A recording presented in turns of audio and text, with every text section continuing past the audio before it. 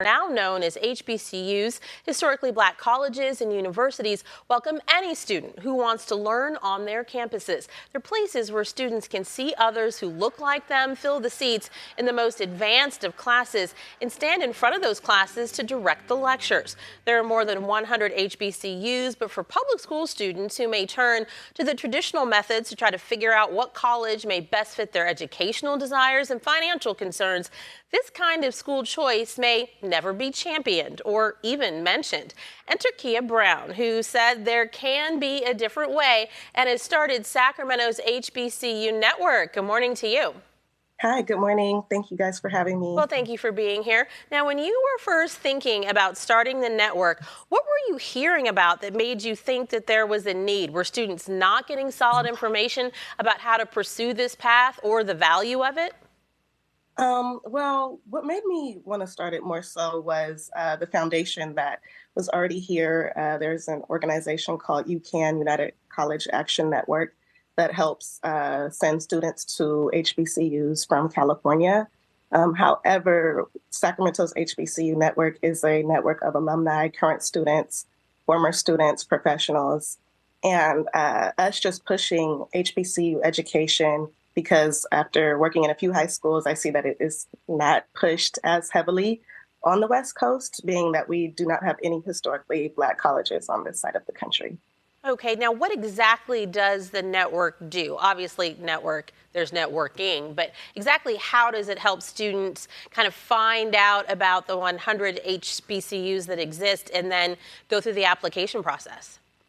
Yes, ma'am. So we are a network pretty much that just promotes HBCU education by talking with students and inviting them to a few different events that we have. But with the college application process, that's currently done with UCAN, United College Action Network, an organization that helps students with the college application process.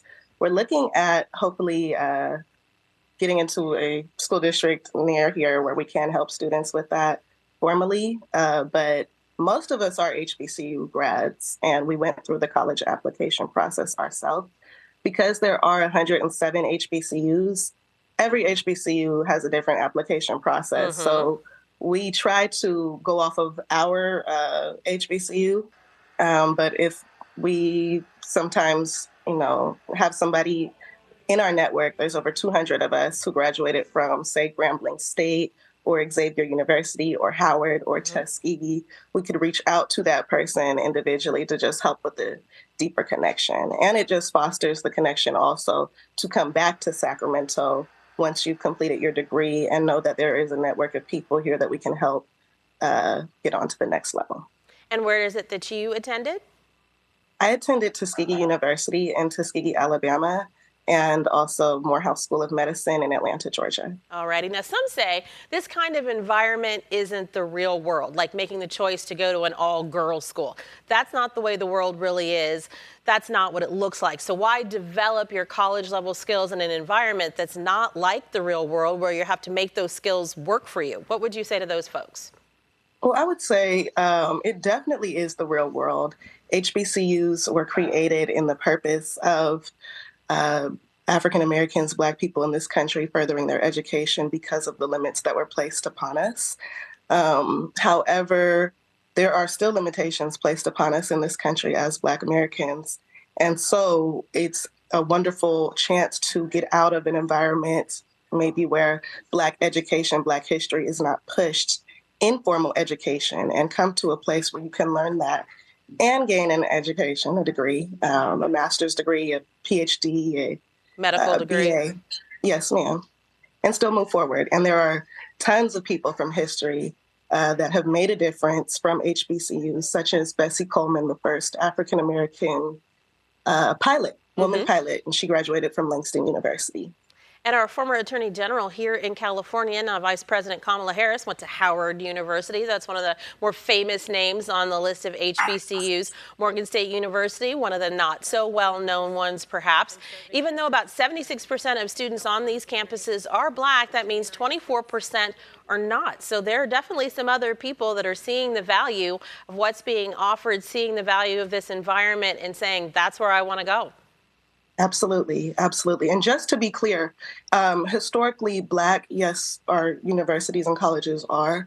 However, we are not exclusively Black. Hmm. So there are tons of schools where you will see more than just Black students on the campus, more than just professors, administrators that are Black on the campus. So a lot of our schools have support from people even outside of the United States. You would be surprised. It's a lot of different support. So. Now, there's lots of Thank debate in you. the country last year about college costs, student loans still on pause to give people a break in this economy. The high end for the average annual cost for attending an HBCU is about $30,000. Not a small amount, but a good value when compared to many of the other campuses for just 1 year. Absolutely. And what's interesting about that, a lot of people look at the cost of HBCUs and say, oh my gosh, they're so expensive.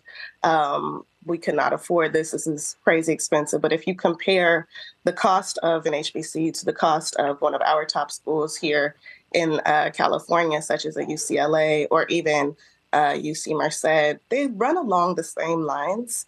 And then what is very beautiful that that's how I really was introduced to my college back in 2010. What they do is come around to high school students, 4 different districts in Sacramento, and they walk students through the college application process because what many people don't know is that HBCUs offer a ton of financial aid scholarships where oftentimes, let's say for my institution, Tuskegee University, if you have a 2.8, we will give you $5,000 plus housing. That is going to be the key to a lot of And students. that's Thank just you. starting. Yeah, exactly. Kia, thank you so much for joining us this morning to share about this important resource and a choice that many students, not just African American students, may make in our area. We appreciate you.